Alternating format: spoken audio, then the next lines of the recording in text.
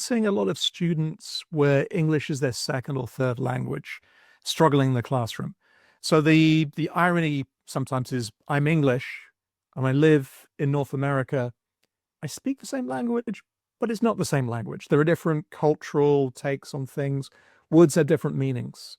So anyway, these students where English is, as I say, the second or third language, they're in the classroom, they're hearing these strange idioms like, knock it out of the park. It's in the red, it's in the black, don't have a cow. And they're like, what on earth is this person talking about? And they're looking, on their laptop or device to sort of translate that concept, but they're searching actively for that. And when we have Zoom or equivalent running in a live meeting, that student will see a transcript. And that transcript could be in their native language, or the fact that it's in English just makes things easier. And then you add things, we didn't have it then, but the Zoom AI assistant as something that you could query live in the moment to say, I don't understand that. So that's the folks where, like I say, English was their second or third language.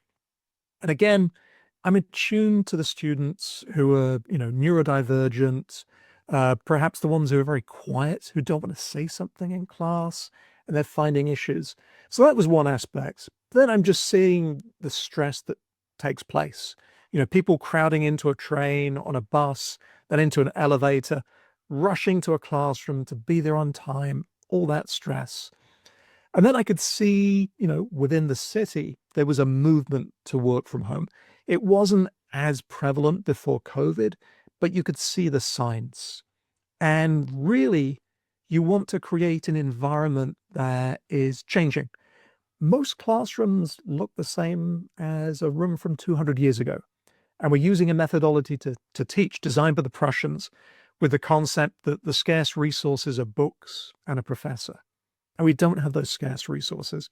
So I don't think I was unique here. But my feelings were, this needs to change. And there's some sort of existential threat there. So within the States, there's about 5,000 universities and colleges. And we know for a fact there won't be that number over the next couple of years. And then within certain, geographies, we're seeing a population drain. So, there are fewer babies born, which become children, which become students. People migrate from state to state. So it's making sure that you can provide an infrastructure that's convenient for students. The education is still going to be as academically rigorous, but you're going to take away the pain parts that don't add anything to the experience. There's some painful things in education that make sense, that could be good, but there are a lot there that aren't. So it's finding ways to sort of remove those. So that was the need. But then the trick was like finding out the right tools, the right environment, the right support, and to sort of culturally sort of position this as something that we should get behind. But luckily, I work for a college of business. So the cool thing is, if you make a business case, your audience is going to accept those arguments. So, I was lucky. There are places where perhaps this wouldn't work quite as easily. That's super interesting to hear. I think one of the things you mentioned just then was like how the workplace is changing, and you noticed that. I think there's so many institutions have like strategic initiatives towards like building career ready students, right?